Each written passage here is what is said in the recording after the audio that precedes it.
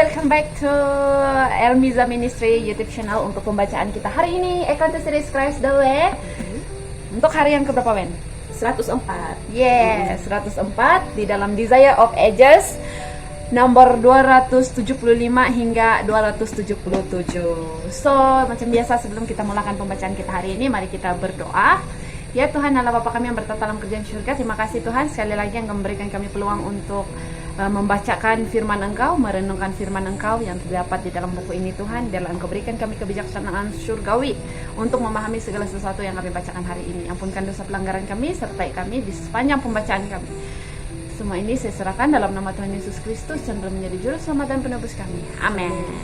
So when kau akan start untuk rangkap yang pertama. Apabila para rabi mengetahui bahwa Yesus menghadiri pesta Matius, mereka mengambil kesempatan menuduh dia. Tetapi mereka memilih untuk memperalat murid-muridnya. Dengan membangkitkan prasangka mereka, maka mereka mengharap dapat merenggangkan murid-murid dari Tuhan mereka. Adalah menurut peraturan mereka untuk menuduh Kristus kepada murid-muridnya dan murid-murid itu kepada Kristus, sambil mengarahkan anak panah mereka ke sasaran di mana mereka lebih suka dilukai. Inilah caranya setan bekerja sejak pemberontakan di surga, dan segala orang yang mencoba untuk menyebabkan perpecahan dan keretakan dihasut oleh roh setan ini. Mengapa gurumu makan bersama-sama dengan pemungut cukai dan orang berdosa? Tanya para rabi yang penuh dengki itu. Yesus tidak menunggu murid-muridnya menjawab tuduhan ini, tetapi ia sendiri yang telah menjawabnya dengan bukan orang sehat yang memerlukan tabib, tetapi orang sakit. Jadi pergilah dan pelajarilah erti firman ini. Yang kukehendaki ialah belas kasihan dan bukan persembahan, karena aku datang bukan untuk memanggil orang benar melainkan orang berdosa. Orang Farisi mengaku sehat rohani sebab tidak perlu lagi seorang tabib.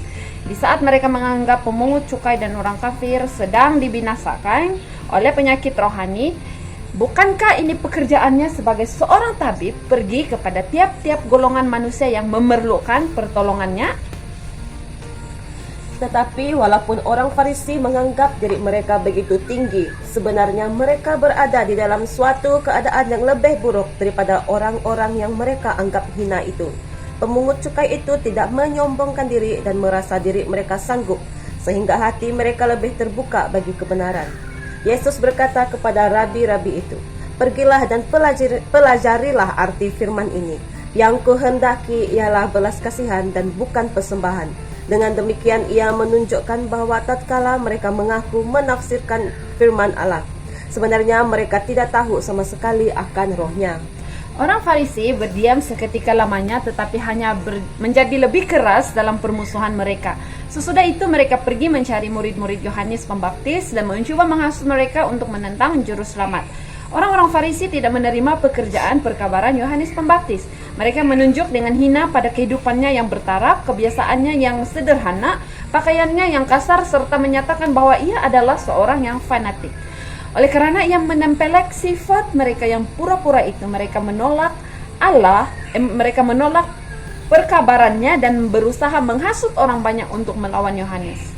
Roh Allah telah bekerja di dalam hati pengolok-pengolok ini, meyakinkan segala dosa mereka itu, tetapi mereka telah menolak nasihat Allah dan mengatakan bahwa Yohanes telah dirasuk oleh roh setan. Kini apabila Yesus datang berbaur dengan orang banyak, makan dan minum bersama-sama di hadapan meja, mereka menuduh dia sebagai seorang pelahap dan seorang pemabuk. Orang yang mengajukan tuduhan ini sebenarnya bersalah, sebagaimana Allah disalah gambarkan dan dibungkus oleh setan dengan sifatnya sendiri. Demikian juga dengan pesuruh-pesuruh Allah telah dipalsukan oleh orang-orang jahat ini. Orang-orang Farisi tidak mau memikirkan bahwa Yesus duduk makan bersama pemungut cukai dan orang berdosa ini untuk membuat terang surga kepada mereka yang sedang berada dalam kegelapan. Mereka tidak melihat bahwa tiap-tiap perkataan yang terbit dari bibir guru besar ini adalah sebagai suatu benih yang hidup yang akan bertumbuh dan mengeluarkan buah-buah bagi kemuliaan Allah. Mereka telah bertekad untuk tidak menerima terang itu.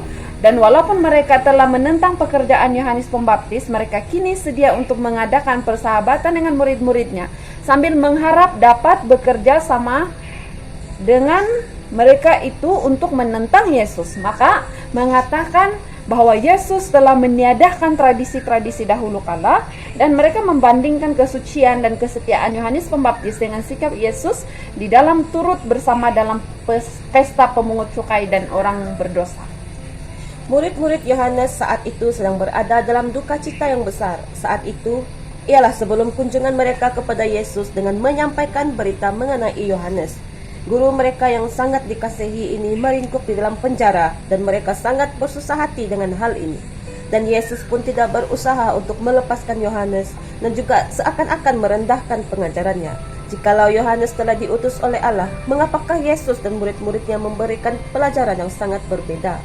Murid-murid Yohanes tidak mempunyai pengertian yang jelas mengenai pekerjaan Kristus.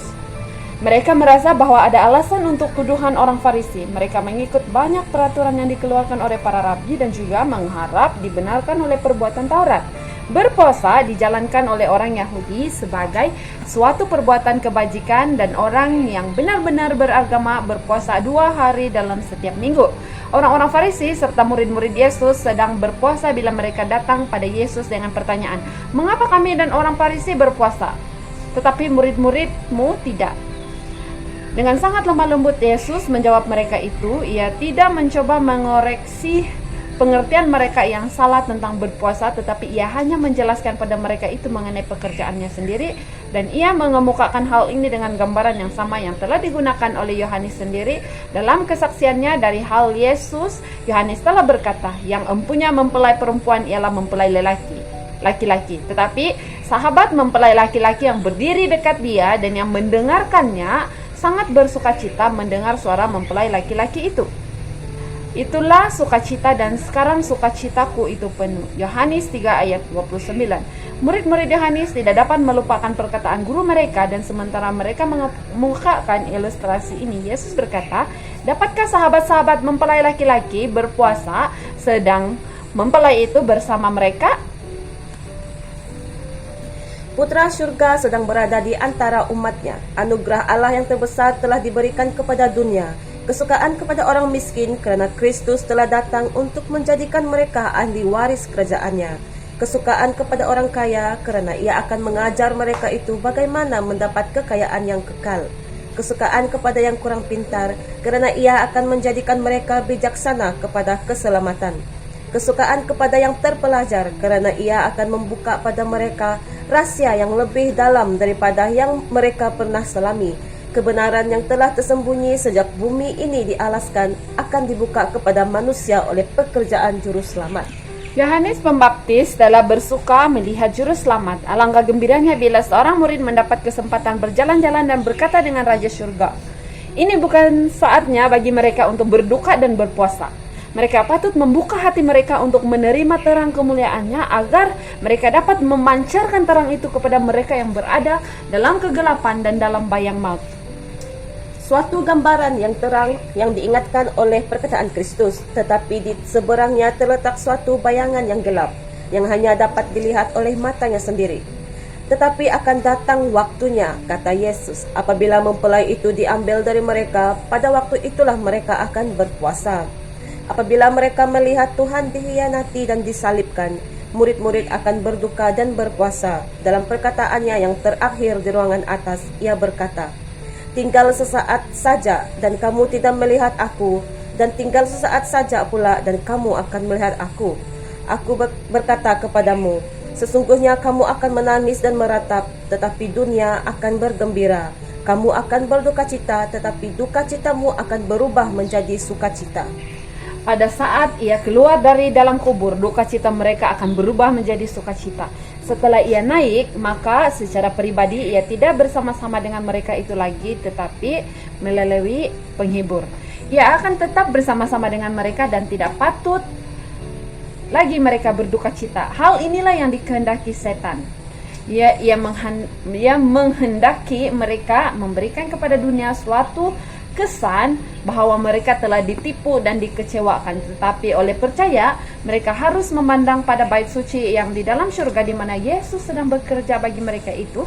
Mereka harus membuka hati mereka kepada Roh Kudus wakilnya dan bersukacita di dalam terang hadiratnya. Tetapi walaupun demikian, hari-hari pencobaan dan ujian akan tiba apabila mereka akan dibawa untuk berperang melawan penguasa-penguasa dunia ini dan pemimpin-pemimpin kerajaan kegelapan, serta apabila Kristus secara pribadi tidak dapat bersama-sama mereka dan mereka gagal melihat penghibur itu, maka ada baiknya bagi mereka untuk berpuasa.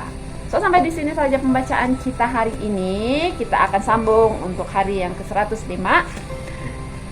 Dan mari kita akhiri kita punya pembacaan ini dengan doa. Ya Tuhan, Allah Bapa kami yang bertakhta dalam kerajaan surga, terima kasih atas berkat Engkau melalui firman yang disampaikan di dalam buku ini sebentar tadi. Engkau telah mengingatkan kami bahwa Engkau telah mati di kayu salib dan bangkit semula, dan kami harus bersukacita karena itu. Dan kami juga harus tetap kuat dalam iman kami, sebab Roh Kudus ada bersama dengan kami sebagai wakil-Mu, dan kami ingin terus menjadi terang kepada orang lain yang masih belum mengenal Engkau, Tuhan. Terima kasih atas pelajaran Engkau hari ini. Terima kasih karena Engkau sentiasa mengingatkan kami, sentiasa menegur kami melalui firman-firman Engkau. Dan kami tidak ingin setan bersukacita karena kami berduka cita tanpa pengharapan, tetapi kami ingin melawan segala godaan pencobaan setan dengan sukacita yang kami ada, bahwa kami percaya Engkau telah bangkit semula dari kematian dan Engkau telah pun menebus segala dosa-dosa manusia. Terima kasih Tuhan, ampunkan dosa pelanggaran kami, berkati seluruh hari kami hari ini agar ia berjalan dengan lancar sesuai dengan kehendak-Mu. Terima kasih sekali lagi. Semua ini saya serahkan dalam nama Tuhan Yesus yang telah menjadi juru selamat dan penebus kami semua. Amin. So, terima kasih, Tuhan memberkati. Bye.